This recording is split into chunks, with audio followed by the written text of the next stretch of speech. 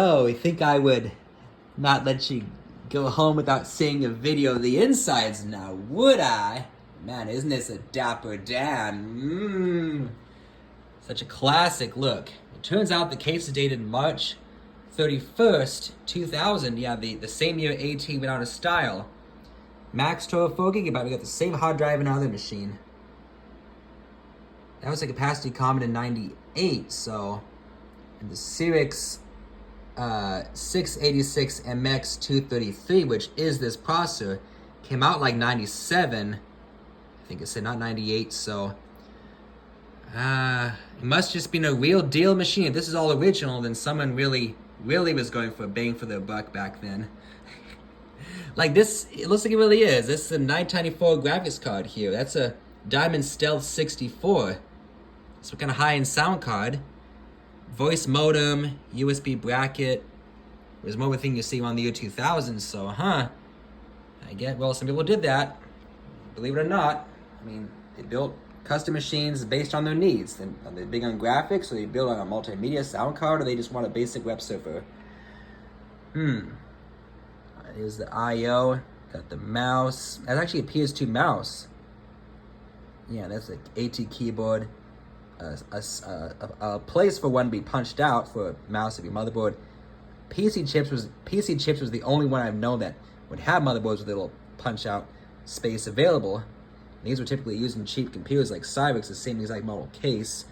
Matching AT power supply looks original. Matching to the metal, that is, the shine. One thing is punched out, must be another serial port. I don't know what. Onboard video, maybe. I'm guessing because there's a video card right there. Because 2 serial ports, you're only allowed 2, right? Old style, like 80s style one, huh? Sound card. Yeah, it looks nice, does it?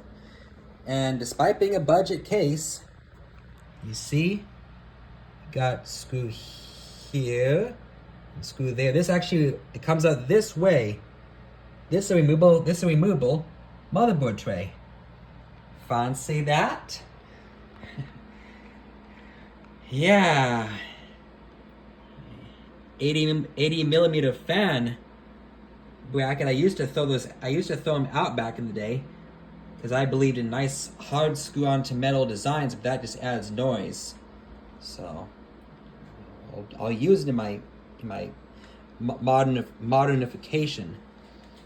Pretty cool. Those you would typically think on AT motherboards, white memory sockets would be SIM memory. This is actually DIMMs, like for SD RAM. Yeah. Oh wow, I see something. This was a real budget motherboard.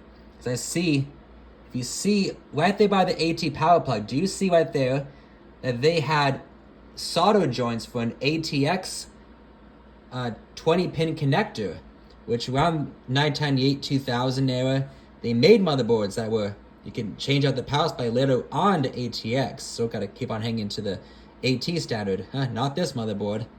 Because yeah, I keep the AT case, but put an ATX power supply. They're one of those special, I don't know if I have one handy. I guess gotta dig, but they look just like the AT power switch in the front of case that you screw on that has the power cable, but instead it goes to your motherboard like, it's just but it clicks in once, not like you push it in.